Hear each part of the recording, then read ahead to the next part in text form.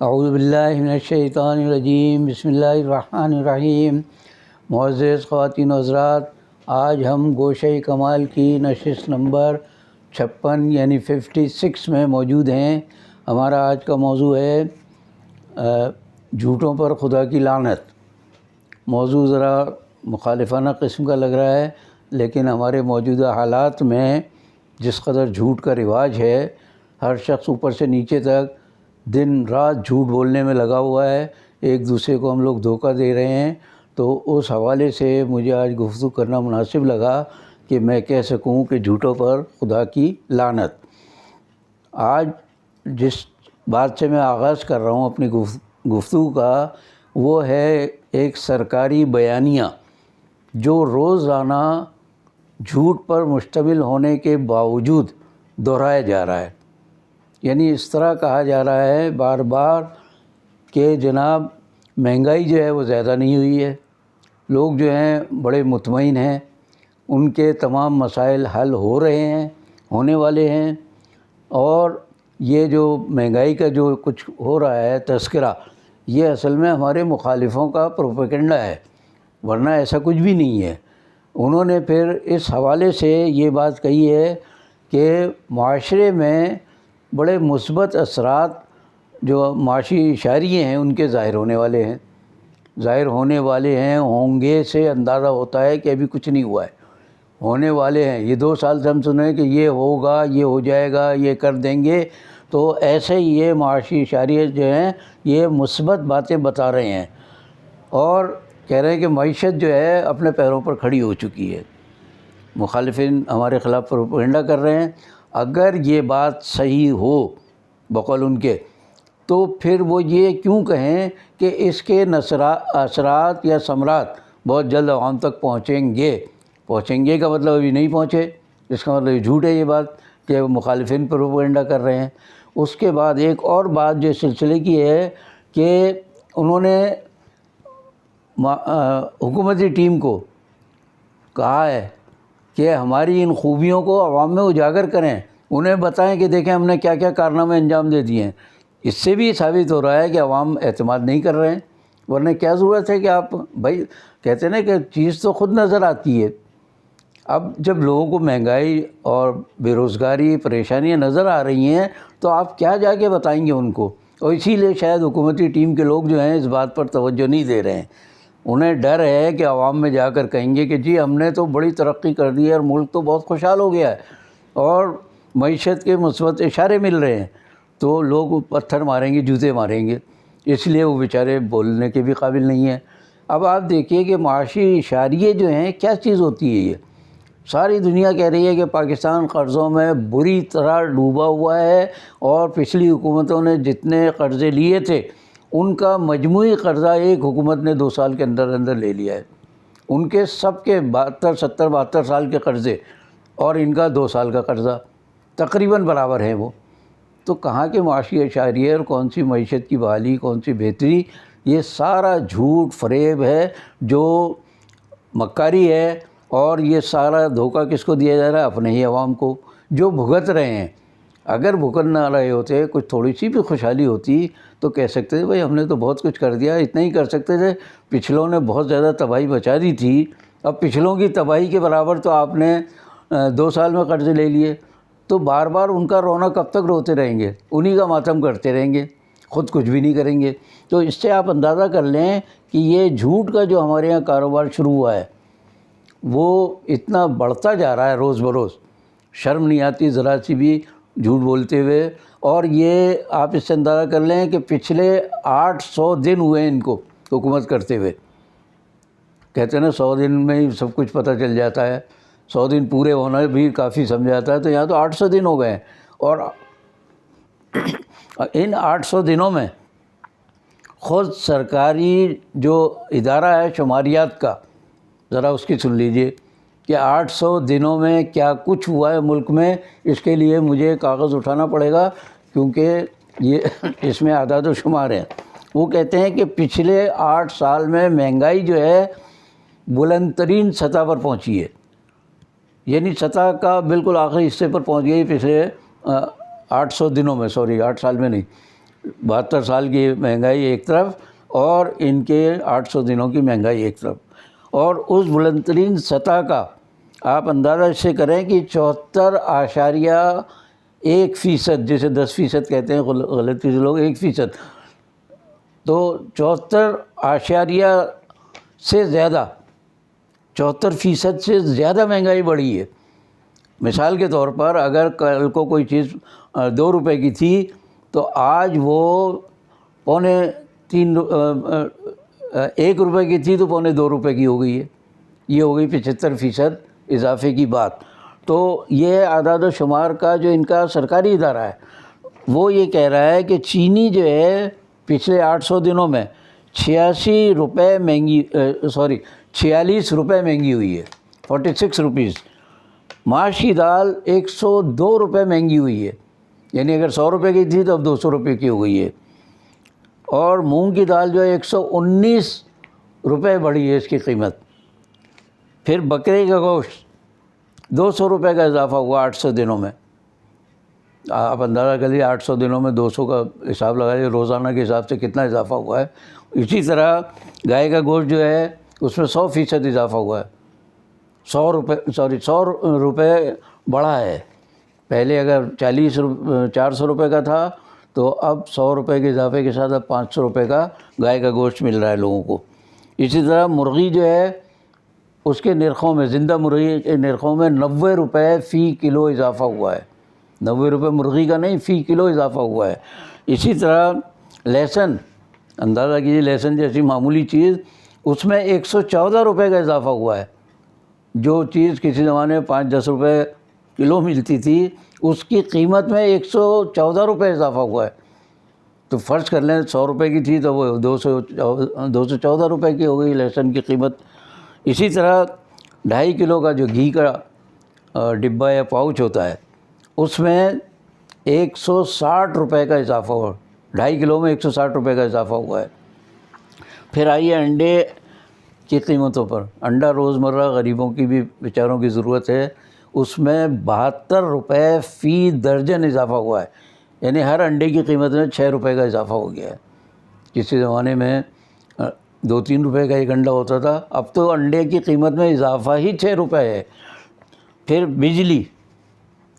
بجلی کے نرخ جتنے بڑھائے ہیں اس حکومت نے تو وہ تو اللہ کی پناہ، ذرا اللہ کا خوف نہیں ہے کہ کس طرح لوگوں پر ظلم ڈھائے جا رہے ہیں، صرف اس لیے کہ جو کمپنیاں ہیں بجلی کی انہیں بہت منافع ہو، اور اس میں جو شریک ہیں حکومتی اور حکومت کے مخالفوں کے جو سیاستدان شریک ہیں ان کو منافع میں حصہ ملتا رہے۔ تو یہ سب مل جل کے کھا رہے ہیں، اس میں ان کے بہت حصے ہیں اپوزیشن والوں کے بھی۔ پھر آپ دیکھیے 4 روپے فی یونٹ اضافہ 800 دنوں میں ہوا ہے بجلی کے بلوں میں۔ تو کتنا اربوں کھربوں روپیہ خالی 4 روپے کے اضافے سے انہوں نے جمع کیا خزانے میں۔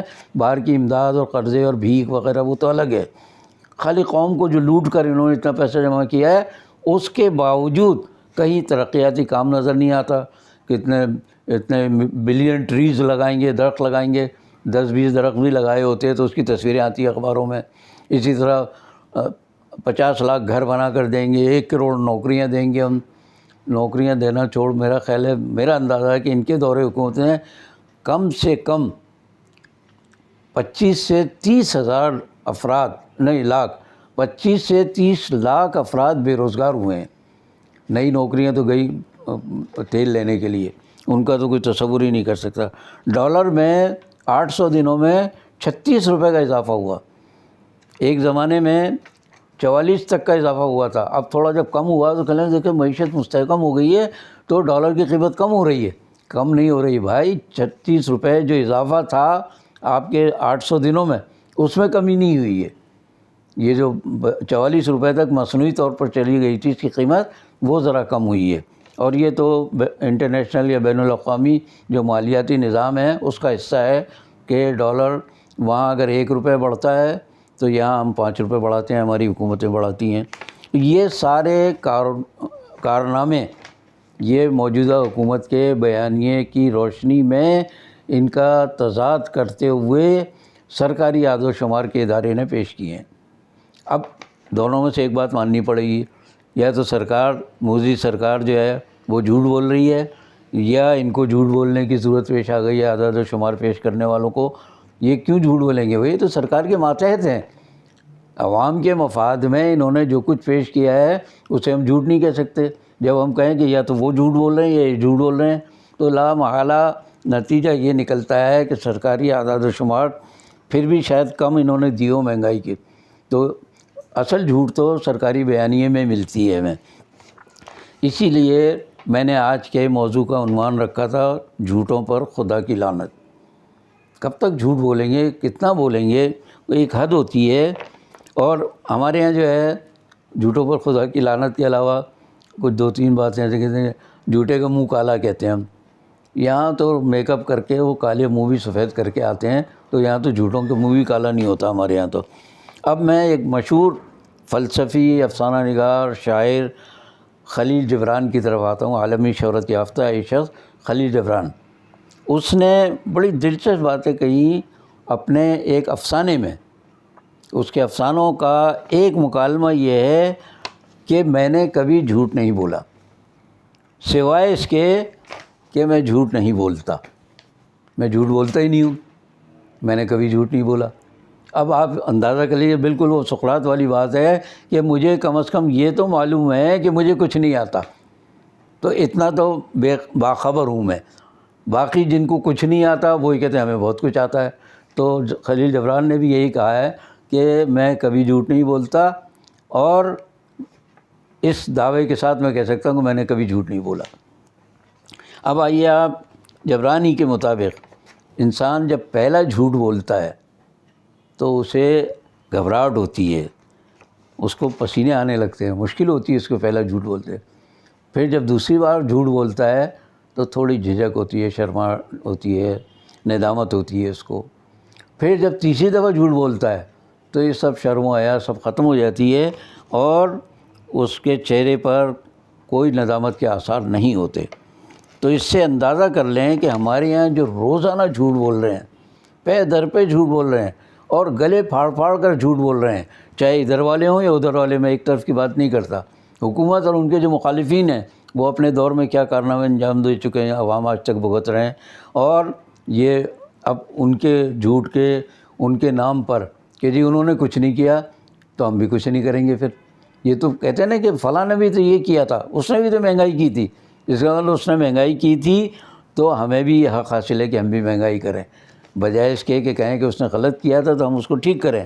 تو اس لیے اب کہتے ہیں کہ اب جھوٹ کی اس قدر عادت ہو گئی ان لوگوں میں کہ یہ بلا تعمل اور بغیر کسی تکلف کے جھوٹ بولے چلے جا رہے ہیں، بولے چلے جا رہے ہیں، ان کو ذرا سی بھی کہیں خیال نہیں آتا۔ اور جھوٹ میں بھی ایک بات کہا جاتا ہے کہ جھوٹ بولنے والے کا، اگر مسلسل جھوٹ بولنے والا ہے تو یہ بھی ایک کردار ہے، کیریکٹر بنتا ہے اس کا، یہ جھوٹا ہے وہ۔ لیکن یہاں تو جھوٹ بولتے ہیں، پھر ٹرن لیتے ہیں، کہتے ہیں نہیں ہم نے اس طرح نہیں، اس طرح کہا تھا، پھر جو ٹرن لیا اس میں پھر نہیں یہ مطلب نہیں تھا ہمارا، یہ مطلب تھا، لوگوں نے غلط کوٹ کیا اس کو اخبارات نے غلط طریقے سے پیش کیا اس کو، یا دوسرے جو برقیاتی ذرائع ابلاغ ہیں۔ تو مطلب کہ جھوٹ بولنے پر بھی کردار ان کا نہیں ہے قائم، بار بار یو ٹرن لے کے اس جھوٹ کو بھی جھوٹ، اور اس جھوٹ کو سچ، اور سچ کو جھوٹ، اللہ جانے کیا کرتے رہتے ہیں، گڑبڑ گھوٹالہ ہر وقت۔ تو اب یہ کہا جا سکتا ہے کہ ہمارے جو مقتدر لوگ ہیں، حکمران ہیں، سیاستدان ہیں، ہمارے جو بیوروکریٹس ہیں، نوکرشاہی کے جو لوگ ہیں، یہ دن رات جھوٹ بول کے اور پلٹیاں کھا کے دراصل عوام کو دھوکہ دے رہے ہیں۔ جبکہ ماہرین نفسیات کا کہنا یہ ہے کہ جھوٹا جو ہے، اچھا ان کے یہاں جھوٹ بولنے کی علامتیں ان کے چہروں سے بھی ظاہر نہیں ہوتی، اس لیے کہ عادی ہو گئے ہیں یہ۔ تو ماہرین نفسیات کہتے ہیں کہ چھوٹے موٹے جو جھوٹ بولنے والے ہوتے ہیں ان کے چہروں پر یا ان کی کیفیت بعض علامتوں سے آپ پہچان سکتے ہیں۔ مثال کے طور پر وہ کہتے ہیں کہ جھوٹ بولنے والا، اس کے چہرے پہ تاثرات ہوتے ہیں اور تناؤ ہوتا ہے اس کے چہرے پہ، اس سے اندازہ ہوتا ہے، اندر ضمیر اس کا کچوگے دے رہا ہوتا ہے کہ میں جھوٹ بول رہا ہوں۔ تو چہرے پہ تناؤ کا ماہرین نفسیات کہتے ہیں کہ آپ دیکھ سکتے ہیں، لیکن یہ چھوٹے جھوٹوں کے لیے۔ بڑے بڑے جو جھوٹے ہیں، عالمی جھوٹے، ان کے بارے میں تو ان کے تو چہرے پہ تناؤ کیا بلکہ خوشگوار تعلقات ہوتے ہیں، دیکھو ہم کیسا بیوقوف بنا رہے ہیں عوام کو۔ تو اچھا ان کے ہاتھوں کی بھی، چھوٹے جھوٹوں کے ہاتھوں کی حرکتیں اور اس طرح سے بھی پتہ چلتا ہے کہ کبھی چیز اٹھا رہے ہیں، رکھ رہے ہیں، وہ پریشان ہوتے ہیں بیچارے۔ اس کے بعد دوسری جو ہے علامت جو بتائی جھوٹوں کی، وہ ہے کہ وہ نظریں نہیں ملاتے ہو، بات کرتے نظر جھکاتے ہیں، ادھر ادھر دیکھتے ہیں کہ ایسا نہ ہو کہ ہماری آنکھوں سے پتہ چل جائے کہ ہم جھوٹ بول رہے ہیں، تو ان میں نظر ملانے کی بھی ہمت نہیں ہوتی۔ پھر یہ کسی ایک بات پر نہیں ٹکتے، ابھی ایک بات کہتے ہیں پھر اس کے اپوزٹ دوسری بات کہہ جائیں گے، یا گھما پھرا کے کہیں گے نہیں میں نے یہ کہہ دیا تھا اس کا مطلب یہ نہیں یہ ہے، تو ایک بات پر ٹکتے ہی نہیں ہے، یہ بار بار اپنا موقف بدلتے رہتے ہیں۔ اور اس کو آج کے دور میں تو مشہور ہو گیا ہے یو ٹرن کا لفظ، یو ٹرن اصطلاح اتنی عام ہو گئی ہے کہ لوگ مذاق کرتے ہیں، یار تم ادھر گئے تھے ابھی واپس آ گئے، تم نے یو ٹرن لیا کیا، تم نے گاڑی جو یوں گھمائی ہے تو یو ٹرن لیا کیا؟ تو یو ٹرن جو ہے تقریباً ایک گالی کی طرح ہو گیا اب۔ اچھا پھر جو جھوٹ بولنے والے ہیں، جو عادی نہیں ہیں، چھوٹے موٹے جھوٹ بولنے والے، وہ بولتے بہت ہیں، بولے چلے جاتے ہیں۔ اس کا مقصد کیا ہوتا ہے کہ کہیں بیچ میں ٹوک کے کوئی ہمیں کوئی سوال نہ کر دے، اس سوال سے بچنے کے لیے موقع ہی نہیں دیتے دوسرے کو، بس اپنی اپنی بک بک بک بک کیے چلے جاتے ہیں تاکہ کوئی ان سے سوال نہ کر سکے۔ پھر جھوٹوں کے بارے میں ایک بات اور کہی جاتی ہے کہ آپ سے اگر گفتگو ہو رہی ہے اور جھوٹ بول رہا ہے کوئی، آپ کا کوئی دوست ہے یا کوئی افسر ہے کوئی بھی، تو آپ جھوٹ اس کا سن رہے ہیں، وہ پریشان ہے تھوڑا سا، آپ گفتگو کا موضوع بدل دیجئے، مثلا مہنگائی کی بجائے آپ کہیں جی وہ فلاں علاقے میں جو ترقیاتی کام ہوا ہے اس سے لوگوں کو تھوڑا سا، تو جیسے ہی موضوع بدلے گا تو ان کو سکون ملتا ہے کہ اب جھوٹ بولنے سے تھوڑا سا ہم بچ رہے ہیں، کیونکہ جھوٹ جو ہے ان کے ضمیر پر مسلسل نشانے لگاتا ہے، تو جب جھوٹ سے موضوع بدلتا ہے تو جھوٹے آدمی کو سکون ملتا ہے۔ اس کے برعکس سچا آدمی ہوگا اور وہ اگر بول رہا ہوگا اور آپ اس کی بات کو ٹوکیں گے روکیں گے تو وہ جھنجلا جائے گا ذرا سا کہ میری بات پوری ہونے دے، پہلے میں جو بات کہہ رہا ہوں اعتماد کے ساتھ کہہ رہا ہوں میں۔ تو جھوٹے اور سچے میں یہ ایک فرق یہ بھی ہے کہ وہ موضوع بدلنے پہ جھوٹا آدمی خوش ہوتا ہے، سچا آدمی خوش نہیں ہوتا، یہ ماہر نفسیات کا تجزیہ ہے یہ۔ اس کے بعد ایک بات اور جو مشہور ہے سب جانتے ہیں کہ ایک جھوٹ کو چھپانے کے لیے ہزاروں جھوٹ بولنے پڑتے ہیں انسان کو، تو کیوں نہ پہلی بار ہی جھوٹ نہ بولے کہ اس کی خاطر پھر دوسرا جھوٹ بولے، پھر تیسرا جھوٹ بولے۔ جھوٹ پر جھوٹ بولتے چلے جانا یہ انسان کا پورا اخلاق اور کردار تباہ کر کے رکھ دیتا ہے، اور وہ پھر دنیا اور آخرت کے کسی کام کا نہیں رہتا۔ ہمارے یہاں آپ دیکھ لیجئے کہ عدالتوں کا سارا نظام جھوٹی گواہیوں پر چلتا ہے، سارا نہیں کہیں چلیے تھوڑی سی رعایت دیتے ہیں، اکثر نظام عدالتوں کا جو ہے وہ جھوٹی گواہیوں پر چلتا ہے، تو اس کی وجہ سے انصاف کا ستیہ ناش ہو گیا ہمارے یہاں، انصاف کا پورا نظام ہمارا تباہ جھوٹی گواہیوں کی وجہ سے ہوا ہے۔ اسی طرح سیاستدانوں میں آپ آئیے تو ان کے یہاں بھی جھوٹ کا نظام اس قدر فروغ پذیر ہے کہ آج ملک جو ہے تباہی کے کنارے پر پہنچا ہوا ان کے جھوٹ کی وجہ سے۔ اگر یہ اپنے عوام سے، لوگوں سے، دنیا سے سچ بولتے تو کچھ اصلاح کی گنجائش بھی نظر آتی۔ جو شخص جھوٹ بولتا ہے اس کا مطلب یہ ہے کہ وہ اصل بات کو چھپا رہا ہے اور اصلاح کی گنجائش بھی نہیں رکھتا۔ وہ گنجائش تو اس وقت پیدا ہوتی ہے کہ غلطی معلوم ہو، اب آپ غلطی کا اعتراف ہی نہیں کر رہے ہیں تو ٹھیک کیسے کریں گے؟ اس غلطی کو آپ صحیح سمجھ رہے ہیں تو آپ غلط پہ غلط کیے چلے جائیں گے۔ تو اس کا مطلب یہ ہوا کہ ملکوں کی تباہی میں جھوٹ کا بہت بڑا کردار ہے، اور باہر کے مہذب ممالک میں جھوٹوں کو عام طور سے سیاست سے نکال باہر کر دیا جاتا ہے۔ ایک فرق میں بتا دوں آپ کو کہ مغربی ممالک یا جو تہذیب یافتہ ممالک کہلاتے ہیں ان کے یہاں ایک بڑی بات ہے کہ وہ اپنے عوام کے اور اپنے ملک کے ساتھ مخلص ہوتے ہیں، وہاں کے حکمران اور سیاستدان عوام اور ملک سے مخلص ہوتے ہیں۔ پاکستان یا بھارت یا ایران یا سعودی عرب سے معاملات کریں گے، وہاں جھوٹ، فریب، دھوکہ سب جائز ہے ان کے لیے، یعنی دوسری قوموں سے معاملات کے وقت مغربی تہذیب یافتہ ممالک جھوٹ بھی بولتے ہیں اور دھوکے بھی دیتے ہیں، لیکن اپنے عوام کو وہ دھوکہ نہیں دیتے۔ تو اس سے آپ اندازہ کریں کہ ہم جو ہیں ہم کسی قابل بھی نہیں رہے کہ اپنے عوام کو بھی نہ منہ نہیں دکھا سکتے، ہم باہر کی دنیا کو بھی نہیں دکھا سکتے تو اسی لیے کہتے ہیں کسی نے ایک سب بڑی دلچسپ بات کہی ہے کہ بھنگی کی ذات کیا اور جھوٹے کی بات کیا.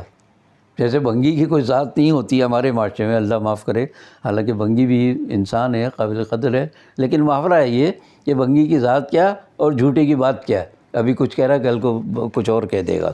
اس ساری گفتگو کے بعد میں ذرا سا اس الزام سے بچتا ہوں کہ جی میں کٹر اسلام پسند ہوں، ایسا ہوں. اسلام نے جو اصول مرتب کیے ہیں زندگی گزارنے کے، ان کا حوالہ دیتے ہوئے ہمارے جو مغرب یافتہ تہذیب یافتہ لوگ ہیں، جو اپنے آپ کو لبرل یا آزاد خیال کہتے ہیں، وہ کہتے ہیں جی بات بات میں اسلام کو کیوں لے آتے ہیں آپ؟ ارے بھائی اسلام نے جو نظام دیا، اسلام نے جھوٹے کے لیے جو بات کہی ہے، آپ اس سے اندازہ کر لیے کتنی بڑی بات کہی ہے اسلام میں حضور صلی اللہ علیہ وسلم نے، کہ منافق کی پہلی نشانی یہ ہے کہ وہ جھوٹ بولتا ہے. جھوٹ بولنا منافق کی نشانی. بعض علماء کے نزدیک جھوٹ بولنے والا مسلمان بھی نہیں رہتا، کافر ہو جاتا ہے، اس لیے کہ اسلام اور کفر ان کے درمیان یہ جھوٹ آ جاتا ہے. تو بعض علماء کہتے ہیں کہ اگر آپ نے غلطی سے یا دانستہ جھوٹ بول لیا ہے تو آپ پر لازم ہے کہ آپ دوبارہ کلمہ پڑھ لیں. کسی حوالے سے کہیں آپ کے منہ سے دوبارہ کلمہ آ جائے گا تو آپ دوبارہ مسلمان ہو جائیں گے. اس کا مطلب یہ ہے کہ ہر جھوٹ پر ہمارا اسلام ختم ہو جاتا ہے. تو اندازہ کر لیں کہ جھوٹ ہمارے یہاں کتنی بری خرابی اور کتنی بڑی سمجھ لیے کہ لعنت ہے ہمارے لیے کہ ہم جھوٹ کا ہم سہارا لیں. آخر میں ہم کہہ سکتے ہیں کہ جھوٹ جو بولنے کے عادی ہیں وہ اگر مسلمان رہنا چاہتے ہیں مستقل، میں نے جیسے بھی بتایا بعض علماء کے نزدیک جھوٹ بولتے ہی آدمی مسلمان نہیں رہتا.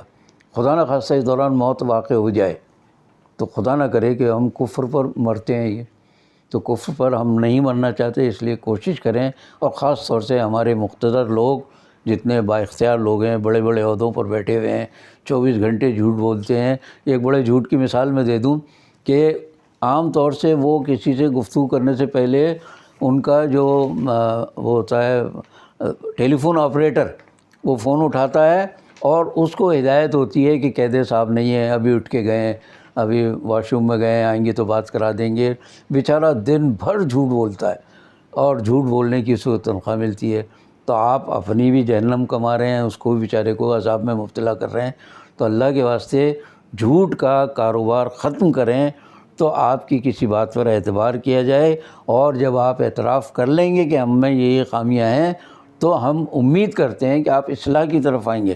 آخر میں ایک جماعت اسلامی کے بڑے درویش صفت سراج الحق صاحب جو اس کے امیر جماعت ہیں، انہوں نے بڑی دلچسپ بات کہی ہے.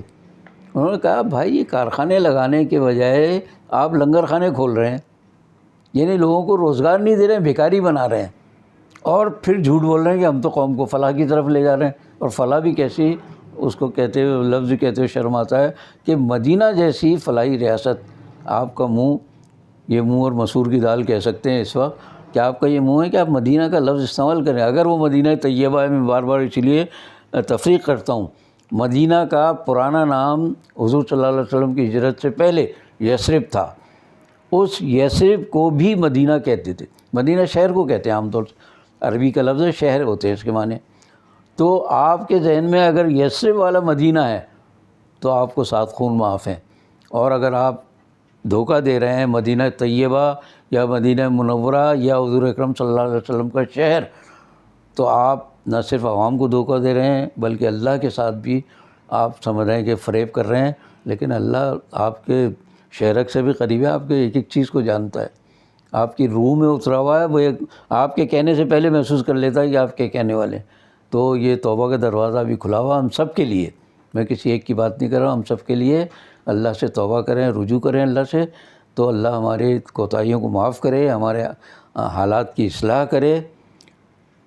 آخر میں پھر وہی درخواست کہ آپ اگر اس گوشہ کمال کو کچھ پسند کرتے ہیں تو اسے سبسکرائب کریں، لائک کریں، شیئر کریں، تاکہ اس پیغام کو ہم زیادہ سے زیادہ پھیلا سکیں.